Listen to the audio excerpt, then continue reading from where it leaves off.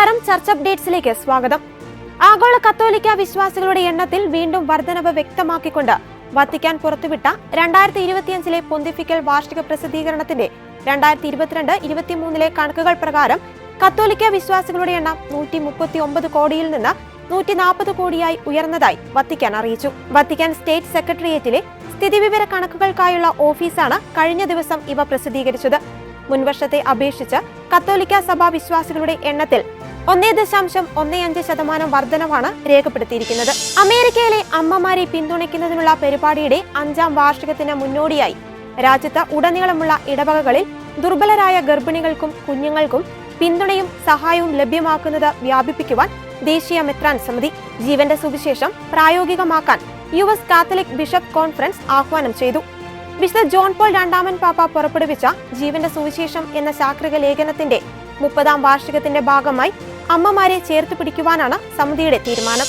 സർക്കാരുകൾ പണം കണ്ടെത്തുന്ന കുറുക്കുവഴിയാണ് മദ്യവിൽപ്പനയും മദ്യനിർമ്മാണവുമെന്ന് KCBC മദ്യലഹരി വിരുദ്ധ സമിതി മാർച്ച് 23 മദ്യലഹരി വിരുദ്ധ ഞായറിനോടനുബന്ധിച്ച് കമ്മീഷൻ പുറത്തിറക്കിയ സർക്കുലറിലാണ് ഇക്കാര്യം വ്യക്തമാക്കുന്നത്. ബാറുകളുടെയും ബിവറേജ് ഔട്ട്ലെറ്റുകളുടെയും എണ്ണം വർദ്ധിപ്പിക്കുകയും IT പാർക്കുകളിൽ ബാറും പബ്ബും ആരംഭിക്കുകയും സ്വകാര്യ കമ്പനിക്ക് ബ്രൂവറിക്കുള്ള അനുമതി നൽകിയും നാടിനെ മദ്യലഹരിയിൽ മുക്കിക്കൊല്ലുവാനുമുള്ള അണിയറ ഒരുക്കങ്ങൾ സർക്കാർ നടത്തുന്നുവെന്ന് KCBC കുറ്റപ്പെടുത്തി. KCBC മദ്യലഹരി വിരുദ്ധ സമിതി chairman bishop Yuhanon Mar Theodosius, vice ചെയർമാനായ bishop Mar Sebastian Vaniyapurakkal, bishop doctor R Christudas എന്നിവർ ചേർന്ന് പുറപ്പെടുവിച്ച സർക്കുലർ നാളെ പള്ളികളിൽ വായിക്കും. മദ്യലഹരി വിരുദ്ധ സഭയും സമൂഹവും എന്ന സന്ദേശവുമായാണ് മദ്യലഹരി വിരുദ്ധ ഞായറാചരണം. അമേരിക്കൻ പ്രസിഡന്റിന്റെ ഔദ്യോഗിക ജോലി സ്ഥലമായ വാഷിംഗ്ടൺ DC-യിലെ വൈറ്റ് ഹൌസിലെ ഓവൽ ഓഫീസിൽ ഡൊണാൾഡ് ട്രംപിന് വേണ്ടി പ്രാർത്ഥന നടന്നു.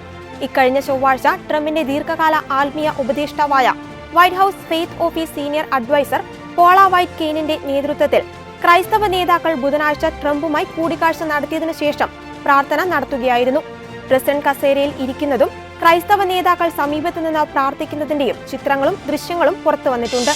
സീറോ മലബാർ സഭയുടെ ആദ്യത്തെ മേജർ ആർച്ച് ബിഷപ്പും ചങ്ങനാശ്ശേരി അതിരൂപതയുടെ മുൻ മെത്രാപ്പോലിത്തയുമായ കർദിനാൾ മാർ ആന്റണി പടിയറയുടെ 25ാം ചരമവാർഷികത്തോടനുബന്ധിച്ച് അനുസ്മരണ തിരുക്കർമ്മങ്ങൾ ചങ്ങനാശ്ശേരി സെന്റ് മേരീസ് മെത്രാപ്പോലിത്തൻ പള്ളിയിൽ നടന്നു. തിരുക്കർമ്മങ്ങൾക്ക് കർദിനാൾ മാർ ജോർജ് ആലഞ്ചേരി മുഖ്യ കാർമ്മികത്വം വഹിച്ചു.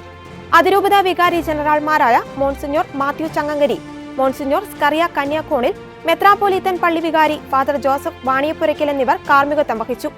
2000 മാർച്ച് 23 മാർ ആന്റണി പടിയറ കാലം ചെയ്തത്. ഇതോടെ ചർച്ച് അപ്ഡേറ്റ്സ് പൂർണ്ണമാകുന്നു. നന്ദി.